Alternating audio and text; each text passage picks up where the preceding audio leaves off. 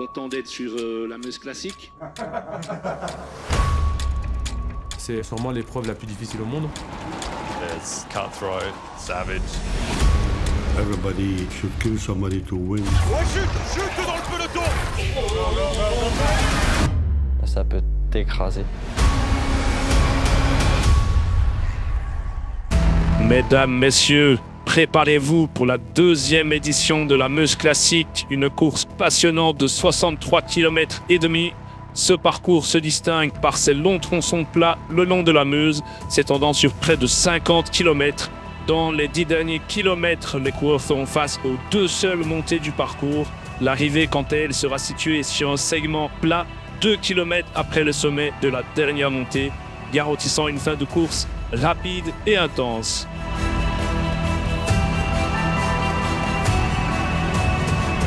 Voilà, le départ est donné avec une petite incertitude au niveau de la météo, puisqu'une pluie pourrait compliquer la tâche des coureurs. Regardons maintenant les 6 coureurs au départ. Parmi eux, un nouveau visage qui attire particulièrement notre attention. Il s'agit de Régis Thibert. De quoi le pensez-vous capable, Gérard ? Je pense qu'il va essayer de suivre et s'accrocher le plus longtemps possible, et ça accélère déjà. Première petite accélération sur le pont, sans doute pour tester les jambes et empêcher une plus grosse attaque.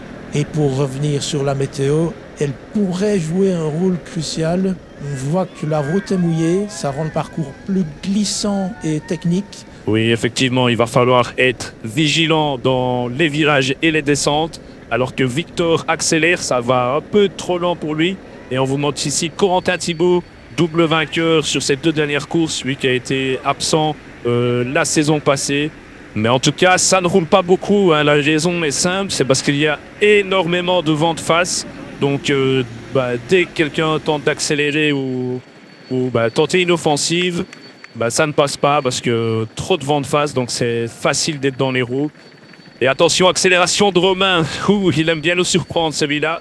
Et Victor semble vouloir faire le jump. Attention, parce que là, il y a un trou qui se dégage. Et c'est les 2 favoris, les 2 meilleurs rouleurs qui se retrouvent devant. Est-ce que ça va partir à 44 km ? Il y a 4 secondes déjà derrière. Ils ont l'air de pas trop s'affoler. Mais attention, parce qu'il y a quand même danger. C'est les 2 gros favoris, même s'il y a regroupement quelques hectomètres plus loin. Romain regarde beaucoup son vélo vers son dérailleur. À mon avis, il a un petit souci mécanique. Alors qu'on assiste à un véritable temps mort dans cette course, certains coureurs enlèvent des couches et des vestes. Mais ça profite à Tom qui, sans le vouloir, vient de prendre un boulevard d'avance. Et derrière, entre les coureurs qui enlevaient des vestes et des couches et Romain qui a des petits problèmes mécaniques, il y en a partout, ça s'est éparpillé. On voit ici que Mathis attendait la voiture pour enlever son survêtement. Et le voilà maintenant, mais ils sont à 3 lâchés. Attention, il y a 18 secondes. Ça, c'est pas rien, hein. Et Corentin, Régis qui sont revenus sur Tom. Mais à l'air de rien, ça peut créer une situation de course. Sans le vouloir, complètement par hasard, mais voilà, peut-être un petit manque d'attention et la voiture était un peu loin, donc pour enlever les vestes, voilà, ils sont obligés de rouler, de s'employer pour pouvoir revenir. 22 secondes, ça devrait rentrer, mais un petit effort à faire. Le feu est au rouge, Rodrigo. Mais non, derrière, ils vont perdre beaucoup de temps. Oh là là, et devant, évidemment que ça roule, ils ne sont pas au courant.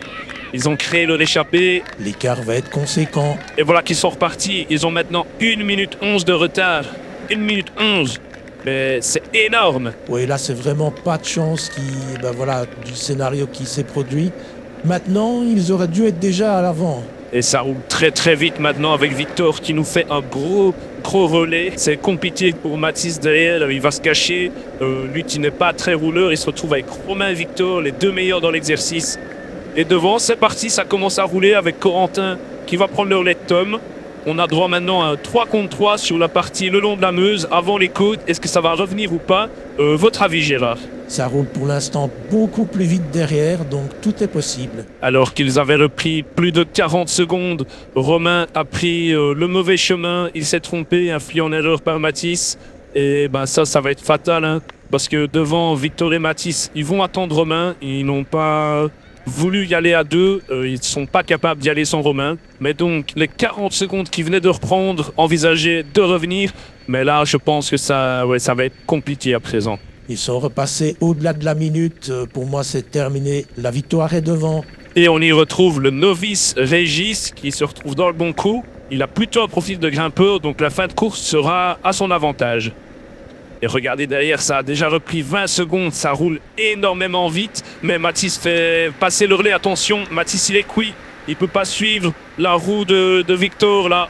Et c'est terminé pour Victor, on ne le voit pas à l'image, mais c'est terminé. Il s'est garé. Mathis tente de s'accrocher, mais il ne peut plus suivre non plus. Romain se retrouve maintenant tout seul, 44 secondes à reboucher tout seul. Ça me semble vraiment compliqué. Devant, ils sont deux à rouler, même si c'est surtout Corentin. Mais Tom passe quelques relais et Régis, lui, ne passe pas de relais. Mais il n'abdique pas, Romain. Il continue de se battre. Bah, il a raison, hein, on n'est pas à l'abri que ça se regarde devant et que ça temporise pour des raisons stratégiques, et dans ce cas-là, oui, il pourrait revenir. Alors que dans le virage, Tom vient de prendre une petite longueur, ça va devoir faire l'effort derrière, Régis l'a bien fait, et Corentin, lui, est toujours un petit peu derrière, il a 8 secondes de retard, attention, Corentin pourrait se faire lâcher, et Régis semble avoir une crampe, et oui, à la relance, Régis a une crampe, oui, il doit laisser filer. Ça, c'est cruel, c'est très cruel, le voilà distancé, 12 secondes de retard. Je crains que ce ne soit compliqué pour lui à présent, lui qui n'est pas un spécialiste sur le plat. Devant, on retrouve bien Corentin qui avait fait la jonction juste avant la crampe de Régis. Et je pense qu'on est parti pour un duel lors de ce final. Eh bien, j'ai l'impression que la pluie fait son apparition. On l'avait dit au début, ça peut avoir son importance. Regardez ici Tom dans le virage qui prend de l'avance sur Corentin. Et oui, alors qu'il commence à grêler carrément. Attention, on a peut-être la victoire qui est en train de se jouer. 3 secondes, 4 secondes, Corentin qui est mis en difficulté. Est-ce que Tom est en train de s'envoler? Il reste encore 13 km et des côtes. Ce n'est pas du tout fait. Mais regardez-moi cette pluie, c'est de la grêle. Mais quelles conditions dantesques. Oh, les pauvres coureurs qui se mangent un mur impressionnant. Regardez-moi ces images. Corentin qui est en train de revenir, 5 secondes, ça stagne un petit peu. Est-ce qu'il va pouvoir rentrer? Oui, il le fait. Regroupement en tête de course à 12 km de l'arrivée. Décidément, ils ne veulent pas se lâcher. Mais franchement, impressionnant ces images. Et derrière, Romain n'abdique toujours pas, mais bon, il a encore perdu du temps. 1 minute 7. C'est vraiment devant que ça va se jouer maintenant. Ces deux coureurs-ci ont fait une bonne impression et étaient dans le bon coup. Alors qu'on annonce le forfait, l'abandon de Régis Thibert, lui qui avait été victime d'une crampe. Abandon également pour Victor Mullens, alors que les deux coureurs de tête arrivent au pied de la première difficulté. C'est parti, Côte des Batières, 2,1 km à 4,9%. Tite Corentin ou Tom va faire la différence. En tout cas, Corentin semble vouloir imprimer son propre tempo. On sait qu'il est très costaud dans ce genre d'effort long et régulier, avec un passage à 9%. Et attention, Tom, oh là là, et oui, Tom victime de crampes. C'est peut-être à cause de la pluie, ça. Ses muscles sont tétanisés. Il ne peut plus avancer. Aïe, aïe, aïe. Et Corentin s'envole du coup, alors que Romain arrive au pied et va essayer de faire une ascension de fou furieux pour revenir. Mais là, Tom a réussi à repartir. Il y a 23 secondes de retard. Ça va être compliqué de revenir, même s'il a réussi à retrouver un bon rythme. Alors que Romain est en train de revenir. Ça, c'est fou. Ne jamais l'enterrer trop vite. Le retour de Romain, le voici. À 37 secondes, il est revenu sur Tom. Mais c'est incroyable, quelle montée il fait. Il a pourtant fait tellement d'efforts après toutes ces mésaventures. Allez, 38 secondes de retard, est-ce qu'ils vont pouvoir revenir sur Corentin? Nous voilà dans la côte Missard, 800 mètres à 4,5%, alors que Tom semble KO, il ne peut plus suivre Romain, qui imprime un très gros rythme, il revient à 8 secondes, mais il nous fait encore une ascension de fou furieux. C'est le terme que j'ai envie d'utiliser parce que c'est dingue, ce retour qu'il nous fait, mais il ne peut pas revenir sur Corentin à la bascule. Corentin n'a pas faibli. 9 secondes de retard, 9 secondes, c'est rien du tout, il laisse 2 km.